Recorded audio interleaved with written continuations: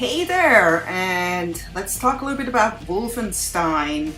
There have been extended live streams before the game came out, but I mostly avoided them as it gave away too much of the game before the release. And if you're still a very young gamer, you probably don't know that Wolfenstein 3D is often credited with establishing the first-person shooter genre. Yeah, that's actually true. I was always impressed with Wolfenstein, but I actually didn't play my first Wolfenstein game until 2009.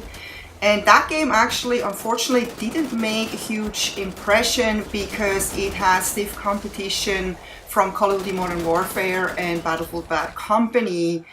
So it sadly became very underrated and was only enjoyed by old school gamers who saw the actual value of the game, and I was one of them. So what makes this Wolfenstein stand out more? Well, it's because gamers have become tired of Call of Duty and the embarrassing knockoffs that have followed.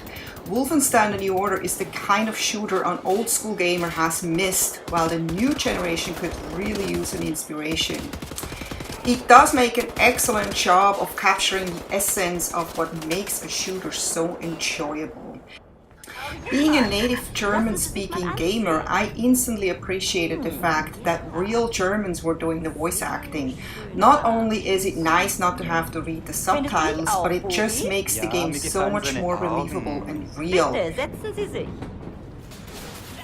Because you really start to think of what the world would have been like if the Nazis would have won. Well, maybe it would have been just like what we see in this game. Who knows? I also love the fact that the game brought back so many great memories of playing Fear, another one of my favorite shooters. And it also has parts that reminded me of Splinter Cell, in that you have the option to be stealthy instead of running and gunning.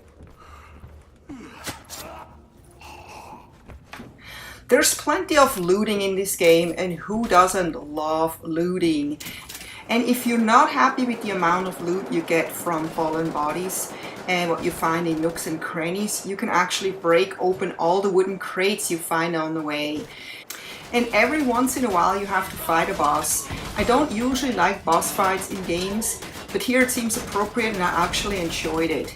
The only gripe I have with this game is that I wasn't able to turn up the voices, which often are overshadowed by loud background noises, thus forcing you to read the subtitles. And if you miss to read the subtitles, you find yourself lost for a moment as you miss the actual instructions that you just got.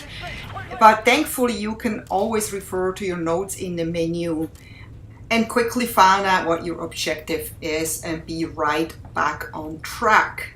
The menu has actually been designed really well. I really think they tried to make sure that nobody's getting frustrated with this game. As you can see, you can look at the map at any time.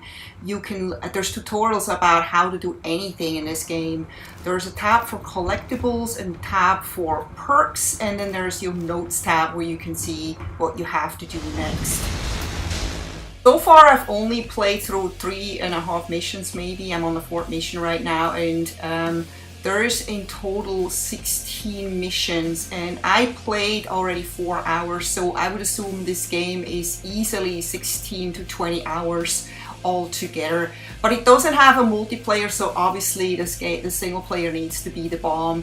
And this single player is really amazing so far. I cannot wait to continue this game, and I highly suggest you picking up this game if you're an FPS fan. If you love the good old classic shooter, you need to go and pick it up. This game is worth every penny.